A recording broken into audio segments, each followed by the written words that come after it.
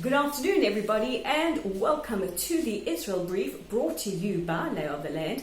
I'm your host, Raleigh Marks, bringing you the top stories from Israel every Monday to Thursday on this platform and on our YouTube channel. Check us out at the Israel Brief. Our community there is growing, and it's so important because your subscriptions help us to ensure that more people get access to news from Israel. So while you're there, click on the subscribe button and let's get Israel's news out to people who perhaps have never heard much about what's going on in Israel. But without further ado, let's take a look at the top stories. And as we do every day, we begin with the COVID-19 virus, and the infections have risen again today. But the big problem has been whether or not to open or close restaurants. A lot of discussions, a lot of arguments in the Knesset. Open the beach, close the beach. Open the pools, close the pools. At the moment, the beaches and the pools have been opened. Restaurants were closed at 5 a.m. and then reopened at 10 a.m.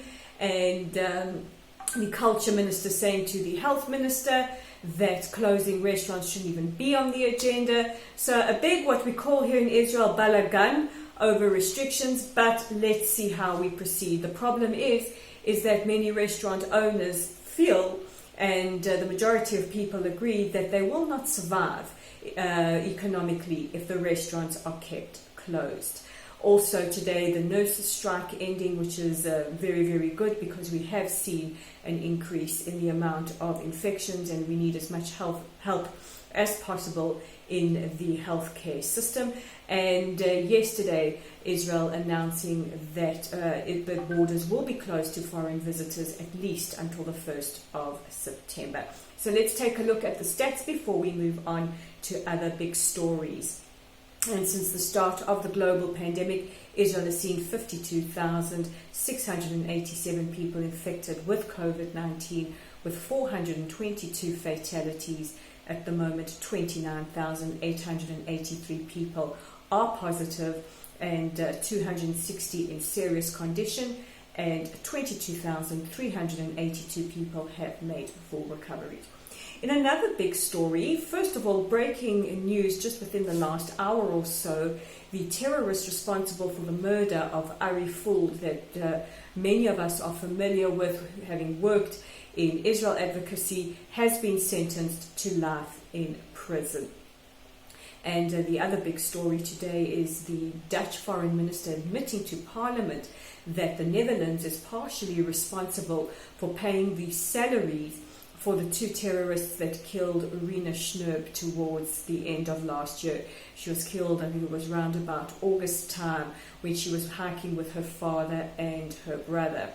Now, the Dutch foreign minister said that Holland has been sending yearly stipends of $20 million to support the Union of Agricultural Workers in the Palestinian territories, and two of those workers who were also members of the PFLP, that's the Popular Front for the Liberation of Palestine, they were responsible for carrying out the murder.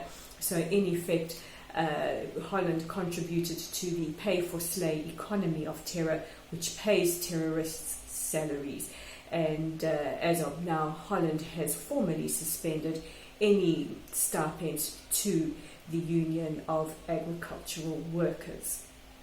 In other news, a visit from Hungary's Foreign Minister Peter Shirato took place over the last 2 days. He is the fifth major international delegate to visit Israel during Corona time, and he met both with Foreign Minister Gabi Ashkenazi and the Prime Minister Bibi Netanyahu. When he met with the Prime Minister, he reiterated that Hungary is an ally of Israel and Hungary will continue to stand alongside Israel in international bodies. He also discussed the threat posed by Iran, not just to Israel, but to the region. He also met with the Foreign Minister, Gabi Ashkenazi, and they spoke about ties in various fields, one of which being travel and tourism, the other economic cooperation, and also, very interestingly, space and science.